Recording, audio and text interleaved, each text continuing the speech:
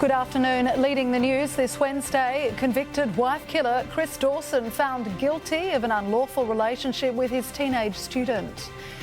Inflation falls, raising hopes of an interest rate pause as the next RBA decision looms. The boss of Queensland Health quits amid changes to whistleblower laws. RACQ gives CTP insurance the flick in a major industry shake-up. But what does it mean for drivers? And were you in the long online queue? Taylor Swift sets a new all-time record for Ticketek as hundreds of thousands of fans look to make their wildest dreams come true. The afternoon news starts now. Live across Queensland, this is Nine's Afternoon News with Alison Ariotti. Good afternoon. Convicted killer Chris Dawson has been handed another guilty verdict, this time for carnal knowledge of a teenage girl who was his student decades ago. The 74-year-old swore to himself as he was found guilty of having a sexual relationship with the girl known as AB later in our bulletin. After days of mounting pressure, the state's health boss has resigned following comments over the silencing of whistleblowers. Jessica Millwood joins me in the studio with the details. Just take us through what's led up to this. Alison, good afternoon. It's certainly been an interesting few days with Sean Drummond, the Director-General of Queensland Health, facing increasing criticism for a submission he made to a public disclosure laws inquiry. Now, in that submission, he said that is it worth considering penalties for inappropriately disclosing relevant information to journalists. Essentially, what many are saying was this was suggesting penalties for those whistleblowers within Queensland Health, people that led to changes at the spinal unit at the PA, the maternity unit at Mackay and Gladstone. Journalists have relied on whistleblowers to get stories out of public concern for decades. The Health Minister has earlier in the week said that the Director-General doesn't make the laws and that the government does not support his comments. So it would be fairly big news given he is in charge of Queensland Health if he was to go. Surprising then, it was only when I asked the Premier the question, should he lose his job, that she made this revelation. So there was no official announcement at all that Sean Drummond would be stepping down. Instead, the Premier dropped that in that press conference. Since then, Mr Drummond has sent out a letter to his staff. It in part reads, "It is with sadness that I wish to inform you that I have resigned.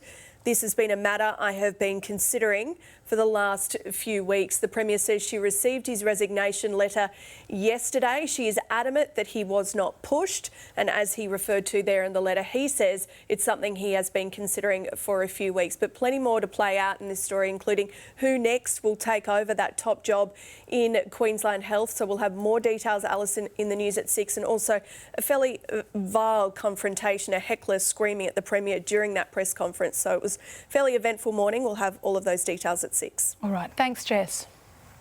Let's take a quick look at the weather with Gary Youngbury now. Gaz, it was quite a bit more cloudy today.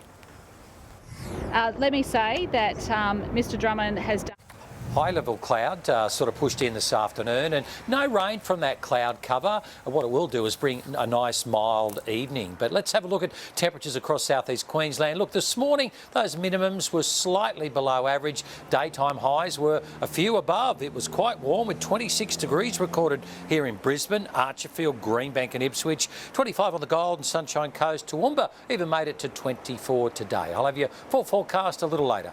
Alison. We look forward to that. We look forward to it. Thanks, Gaz.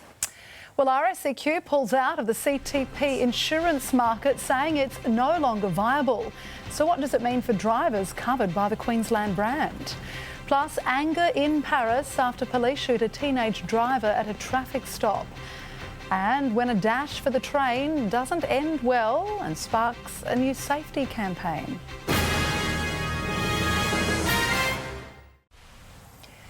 Riots have broken out in Paris over the police shooting of a teenage boy. The 17-year-old delivery rider was shot and killed during a traffic check cruise.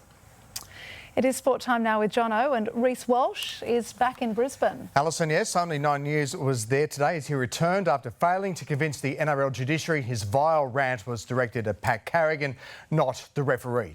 The controversy has taken some of the gloss off this weekend's Battle of Brisbane at the new home of Queensland Rugby League, the Gabba. Here's Michael Atkinson. A warm welcome for the Brisbane Broncos at the Gabba. Some late nights ahead for me, Alison. Yes, and I don't think I'll get the TV remote off my husband, but thank you. Good on him. Thanks, Jono. I'm glad I've had the heads up. All right, that's where we'll say goodbye to our regional and Gold Coast viewers this afternoon. Thanks for your company. Your next bulletin will be at 5:30, right after Millionaire Hot Seat. We will have the day's top stories after the break. Plus, we hear from the teenager who survived a gunshot after ringing the wrong doorbell.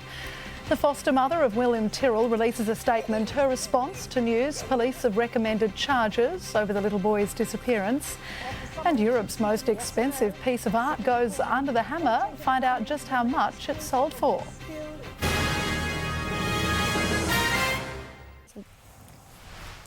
Welcome back. Updating our top stories this hour. Convicted killer Chris Dawson has been found guilty of an unlawful relationship with his teenage student decades ago. We will have all the details in a moment. The chance of a rate hike next month has significantly dropped after new figures revealed monthly inflation is much lower than expected. And RACQ has given CTP Insurance the flick in an insurance shake-up, saying it is no longer viable. Well, Chris Dawson has quietly sworn to himself in court as the wife killer was handed another conviction, this time for having a sexual relationship with a teenager. Damien Ryan reports.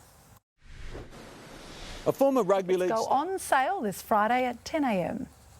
Well, let's check on some of the big stories making headlines tonight in our main 9 News bulletin at 6 o'clock. The 9 News question that forced the Premier to admit her top health bureaucrat had quit amid claims he tried to silence whistleblowers. Wife killer Chris Dawson found guilty of having sex with a student. Long COVID medication breakthrough, incredible Queensland scientific discovery. We're live to Lords for day one of the second Ashes test. How you can slash your mortgage rate by almost 2%. New players shaking up banking. Plus, free professional help to lose weight. Those stories and the rest of today's late breaking news will be on 9 News at 6 o'clock, straight after Millionaire Hot Seat. It's time to take a look at our weather now with Gary Youngbury. Gaz, how are we looking for our Thursday? Well, it'll be a slightly warmer start to Thursday and over this evening due to this high-level cloud that has moved in. But tomorrow, expect some gusty west to southwesterly winds and then some cooler temperatures for Friday and as we sneak in towards the weekend. Let's have a look at what we recorded across southeast Queensland today. The minimum temperatures only slightly below average, while the maximums were quite a few degrees above. We had 26 as a high today right here in Brisbane, Archerfield, Greenbank and Ipswich, 25 for the Golden Sunshine Coast. Toowoomba hit 24. The weather map: troughs crossing southeastern Australia will bring showers to Tasmania, southern Victoria and southeastern South Australia, while showers also for the northeast of WA. Interstate, a couple of showers in Adelaide, cloudy for Melbourne, wet for Hobart tomorrow, early frost in Canberra, a possible shower for Sydney, cloudy and cool in Alice Springs with only 11 degrees. Queensland sunny and 29 in Cairns and Townsville, so warm for the north, 28 for Mackay, fine and 29 Gladstone, 30 on the way for Rocky. Cloudy and mid-20s for Bundaberg and Maryborough. Cloudy and cooler inland. We're looking at low 20s in Mount Isa and Longreach from that thick cloud band, while 19 the top for Roma. Brisbane, partly cloudy tomorrow, some gusty west to southwesterly winds. The overnight minimum 16, so not too bad overnight. A top of still 23, a couple up on average. But look at the 7-day outlook. Sunny Friday, but a high of just 21 degrees. Partly cloudy Saturday and 21. Sunday 22 with cloud increasing. And then we're going to see some showers developing for Monday and Tuesday. Heaviest falls will be for the Sunshine Coast and further north, and central Queensland, some much heavier falls with a rainfall event heading that way. Alison. All right, we have been warned. Thanks, Gaz. That is our afternoon news for this Wednesday. Thank you for your company. I'm Alison Ariotti. I'll see you again tomorrow.